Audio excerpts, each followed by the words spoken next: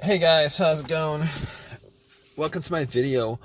All right, guys. Just want to give you guys a quick fix on an issue that I had the other day. So basically, I had this issue with my car, and this came out of nowhere. Actually, the car was like driving fine for most of the day, and went to a McDonald's to get something to eat. Came out about 30 minutes later, got into my car, and tried to start it, and it was not starting at all. There was no crank. There was no. It was, but but everything else worked inside the car. I mean, I was able to, um, you know, the alarm worked. The alarm worked. Well, the remote worked. The all the lights on the dash worked. The blower motor works. Like everything worked as normal, except that it would not crank. It would not start up. It would not crank. So that was a bit of a uh, you know, an annoyance, a frustration that I was dealing with, and I was like, okay, this this car has been pretty good. I've had virtually no issues with it. It's driven fine. There's no check engine light. Haven't had any issues with it since I had it. And all of a sudden, this came up where, out of nowhere, out of the blue, it just would not start up. So, I was a bit annoyed by it, but I had to solve the issue. So what I did was I turned on my headlights and went out just to see how bright the headlights were, because I wanted to gauge how much charge was in the battery. Maybe the battery had, maybe I need to change the battery or something. But the headlights were like super, super, super bright. So at that point, I was like, maybe it's not the battery, because I mean, for headlights to be that bright, there should be enough charge in the battery for me to do a slow crank. I should be hearing like some kind of crank, some kind of slow crank, but did not get any of that. So that had me scratching my head. I went back into my car, and pretty much what I did was, um, I was thinking that it could possibly be the brake switch. So what I did was, I have this little. It's called like a brake lock, where it locks the brake, but it's like for security reason. But I used that to push the brakes, and then went out to see whether the brake lights were working, and the brake lights were working just fine. So I knew that it wasn't the brake switch that was the issue, which I kind of thought it was, but it wasn't. So after that, what I did was, I checked the battery, just to make sure, whether, the terminals were good, clean, etc., etc. Now, what I did notice was that the terminals were a little bit corroded. There was some white bluish stuff on there. So I had my Coke that I got from McDonald's, poured the Coke on the terminals, and had some napkins to clean it up. Now, the terminals were not super super tight. They were tight enough that I don't think that was the issue with it. So it was tight enough. I took the terminals off, poured some Coke on it, cleaned it with napkins, popped it back in, and for sure I thought that would actually fix the issue. Try to start it, it would not crank. Same situation, would not crank, would not start.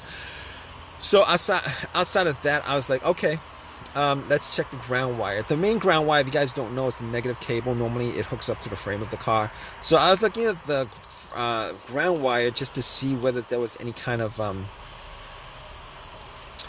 just to see whether it was corroded, disconnected, rusted, or anything like that. There was a little bit of rust, but nothing that I thought would affect the electricity going to the battery to the car.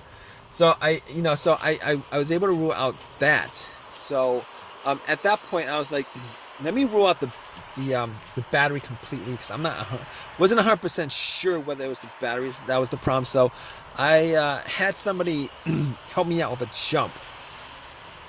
Had the cables on there for a good couple minutes, maybe like a minute, and then try to crank it. Normally, it should crank at least a little, with it hooked up, and it did not crank at all. So because it didn't crank at all, I knew 100% that was in the battery. At that point, I ruled out the battery, the ground wire, and I also ruled out the alternator being the issue. Because normally, if the alternator wasn't charging the battery and the battery is completely dead, the test for the alternator is if you put wires to the terminals, it should jump the alternator and then have and then it should at least crank up. And once you take the cables off, the car would die. So at that point, I could rule out the alternator. I could rule out all those things at that point. So basically, what I did was I got back to my car, and I'm like, I was still hoping that there was a really simple fix to the problem. So basically at that point, I was thinking to myself, okay, I have an OBD2 reader, a $19 OBD2 reader that I got from Walmart. And seeing as how there's no check engine lights on the dash, I thought to myself, I mean, there's a chance that it could possibly be something, but that might bring a code up that's pending, that's not in the system. So what I did was I hooked the OBD2 up and made sure that it actually went through and scanned the whole entire ECU, which it did. It scanned the whole entire ECU. No codes popped up, no pending codes, nothing at all. And at that point, I was ruling, as many things out as I could. And at that point, I ruled that out. Okay, so after that, I was thinking to myself, there's a couple other things it could be. It could possibly be the fuses or the relays. All right, so I got to the box where the fuses and relays are, and checked out all the fuses just to make sure that there were no blown fuses or anything like that. And checked out to see whether there was any kind of brownish tint on any of the top of the fuses. There was none. Didn't see anything that was burnt. And then I recalled that there were two situations where I've experienced where the fuses caused my car not to start, and this was cars that I've had previously. One of those situations was the car that I had, there was no power at all to the car, nothing was on, etc., etc. And in that situation, it turned out to be the main fuse that was blown. It was the main fuse that was blown. But once I swapped that out, it actually fixed everything. But that's not this situation here, because I was getting power to everything else except it wouldn't crank. It wouldn't start, it wouldn't crank. So that wasn't the situation. The other situation where where there was a fuse issue that caused no start was the car would crank, but it wouldn't turn over. It would crank, but it wouldn't turn over, and that fuse turned out to be either the CPU, the fuse to the CPU, or the fuse to the fuel pump.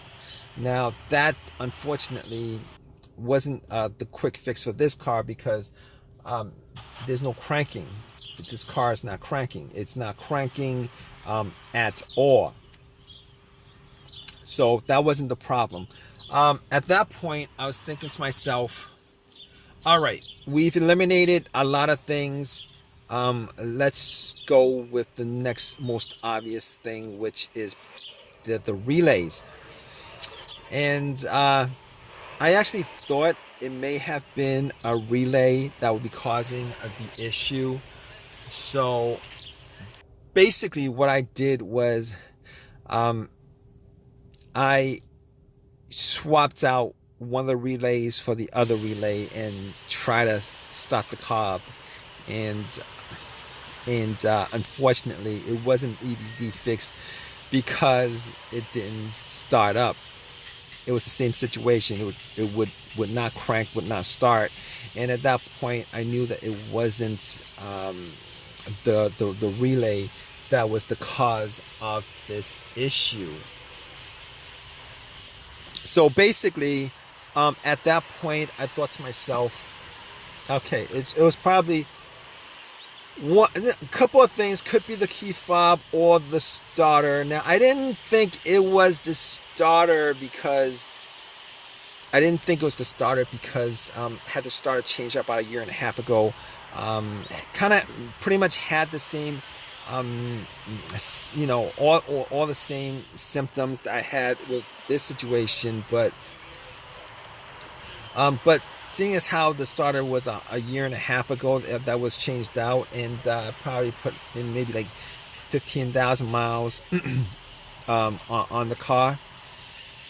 It wasn't the first thing that popped up, and it wasn't the second thing that popped up. It was, so I pretty much eliminated to the starter. Had the car towed back to my house, and once I got there, I pretty much redid all the, went through everything, the fuses, the relays again, double check the battery, charged it up overnight, etc., etc. None of that was the issue.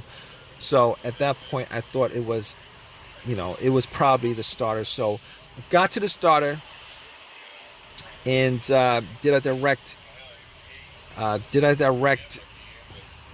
jolt to it, where I actually put the positive of the battery, got another wire, put a positive of the battery to the, and try to jump the starter, and the starter was completely dead, would not jump. At that point, I knew like 99% was the starter. Took it out, went to AutoZone, had them tested it, and it was definitely the starter that was the problem. And because the starter was warranted had a lifetime warranty on it, got another free starter, popped it in, and it worked. And it's been working ever since. So if you guys are stuck in this situation where you guys are looking for a fix for it, there's a good chance that probably one of the things that I went through in this video could possibly fix your situation. Hopefully it's not the starter where you're stranded until you get the starter changed up. Anyway, if this has helped you guys out anyway, please leave give me a positive feedback. Please subscribe. Please comment if you guys have any comment on this video. All right, guys, take care.